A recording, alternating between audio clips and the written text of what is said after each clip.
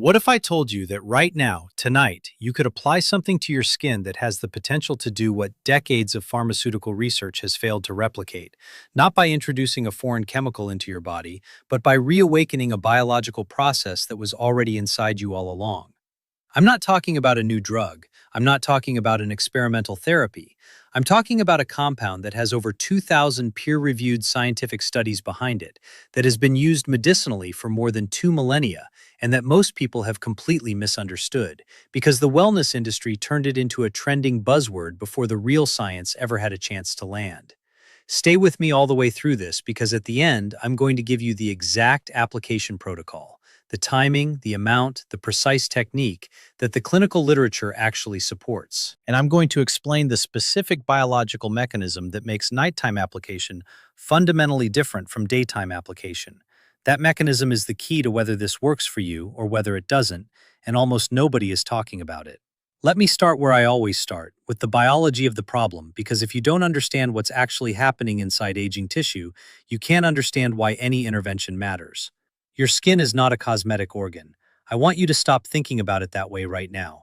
Your skin is the largest organ in the human body, and it is a living, dynamic, immunologically active interface between your internal biology and the external environment. It is packed with receptors, nerve endings, immune surveillance cells, lymphatic channels, and what we call transdermal pathways, microscopic absorption corridors through which certain lipophilic, fat-soluble molecules can bypass surface barriers entirely and enter systemic circulation. This means that what you apply to your skin can reach your bloodstream. It can reach your joints. In certain conditions, it can even reach your brain. The skin is not a wall, it is a gateway. Now here is what aging systematically dismantles across all of that. After the age of 60, collagen synthesis drops roughly 1 to 2% per year. The dermal layer, the deep structural layer of the skin, begins to thin progressively. Keratinocyte turnover, the process by which your skin sheds and regenerates surface cells, slows dramatically. But the part that most people, including most physicians in a standard clinical context, never adequately explain is this. The mitochondria inside skin cells, your cellular energy factories, begin to malfunction. They become less efficient at producing adenosine triphosphate, which is the molecular fuel every biological process in your body depends on.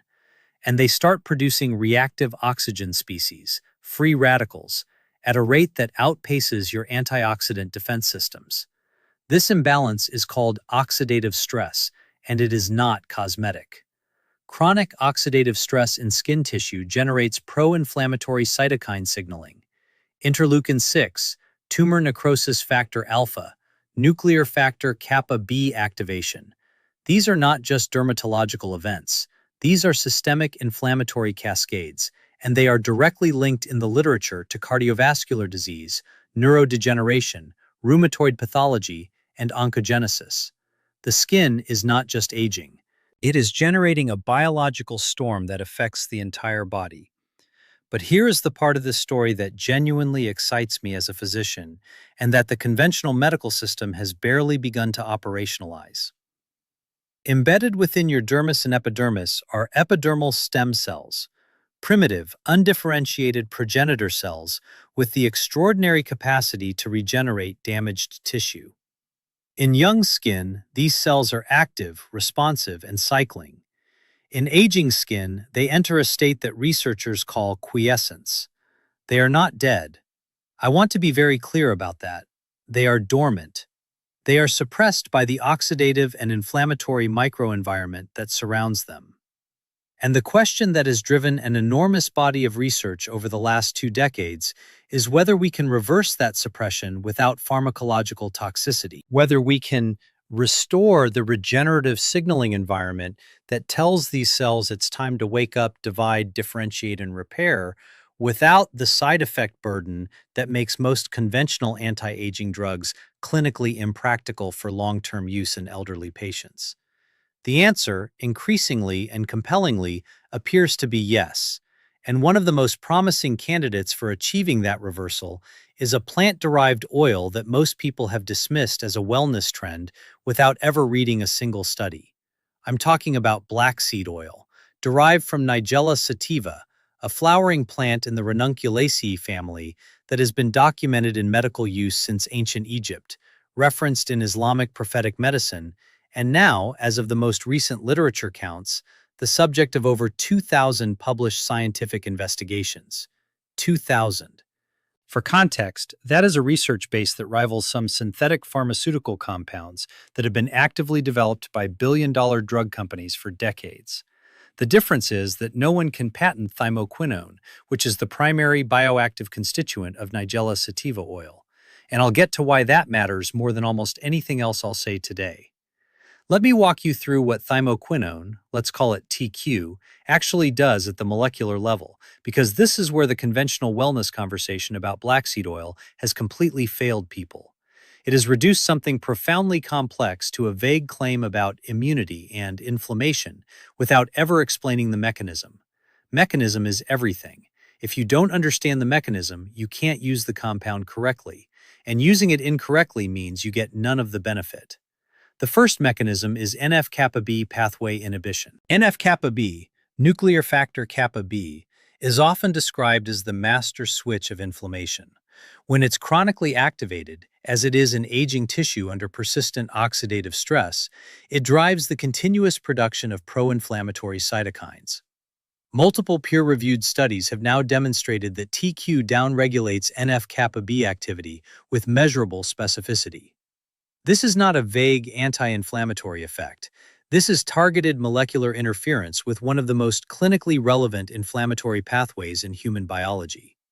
And it does this without the gastrointestinal toxicity, the cardiovascular risk, and the renal burden that come with long-term NSAID use, which is what most people over 60 are currently relying on to manage chronic inflammatory pain. The second mechanism is direct antioxidant activity. And here's what makes this uniquely powerful. TQ acts through multiple antioxidant pathways simultaneously. It directly scavenges reactive oxygen species. It upregulates endogenous antioxidant enzymes, specifically superoxide dismutase and catalase, the enzymes your body produces to neutralize free radicals. And it does both of these things in a way that pharmaceutical antioxidants have largely failed to replicate, because synthetic antioxidant compounds tend to work through a single pathway, which the body can compensate around. TQ works through the whole system. The third mechanism is what I consider the most scientifically fascinating and the most underreported. TQ has demonstrated the ability to modulate the stem cell microenvironment. Several laboratory studies have shown that TQ application creates local conditions that are associated with reduced stem cell quiescence, essentially a shift in the biochemical environment that allows dormant progenitor cells to re-enter active cycling. In plain terms, it may not just treat existing damage, it may restore the tissue's capacity to repair itself. That is a fundamentally different category of intervention than anything that conventional topical medicine has historically offered. The fourth mechanism is what the oncology literature finds most striking, and I want to be very careful about how I present this because precision matters enormously here. In laboratory models, cell cultures, and animal studies, TQ has demonstrated pro-apoptotic effects on multiple cancer cell lines. Apoptosis is programmed cell death. It is the mechanism by which your body naturally eliminates damaged, mutated, or precancerous cells before they proliferate. In aging tissue, this apoptotic surveillance mechanism becomes less efficient. What the in vitro data suggests is that TQ may partially restore that surveillance by activating apoptotic signaling specifically in abnormal cells while leaving normal cells intact. I want to be absolutely clear that this is not a claim that black seed oil treats or prevents cancer in humans. The clinical trials required to make that claim have not been completed at sufficient scale. But the mechanistic evidence is real, it is peer-reviewed, and it deserves far more serious clinical attention than it is currently receiving. The fifth mechanism brings us back to the skin itself and to something I find clinically profound. TQ has demonstrated inhibitory effects on matrix metalloproteinases, the enzymes responsible for breaking down collagen and elastin in aging dermal tissue. Inhibiting these enzymes is one of the primary goals of the most expensive clinical dermatology interventions available today. And here is something that should make you stop and think.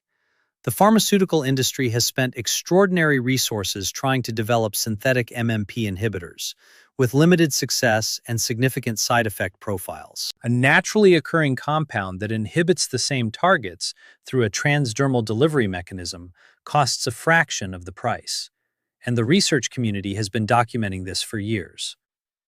Now, I want to pause here and I want to ask you something directly. If you're finding this information genuinely valuable, if this is the kind of evidence-based analysis that you feel you should be getting from the healthcare system but rarely do, then right now, before we go any further, I want you to subscribe to this channel. What we do here is translate the actual peer-reviewed literature into language that gives you real clinical agency over your own health. Hit subscribe and the notification bell so you get every episode the moment it goes live. Now let me give you the piece of the puzzle that separates people who get results from this from people who try it once, feel nothing, and dismiss it. That piece is chronobiology, the science of biological timing. Here is what the skin science literature shows with remarkable consistency. Your skin is not a static organ. Its permeability, its absorption capacity, and its cellular repair activity all follow a circadian rhythm that is coordinated with your sleep-wake cycle and driven by your hypothalamic master clock. During the day, your skin is in barrier mode. It is protecting you from environmental assault, UV radiation, pathogens, chemical exposure. It keeps substances out. At night, during sleep, the skin shifts into repair mode. Transdermal conductance increases. Skin blood flow increases. Cellular proliferation and DNA repair activity peak between approximately 11 p.m. and 3 a.m. This is not marginal variation.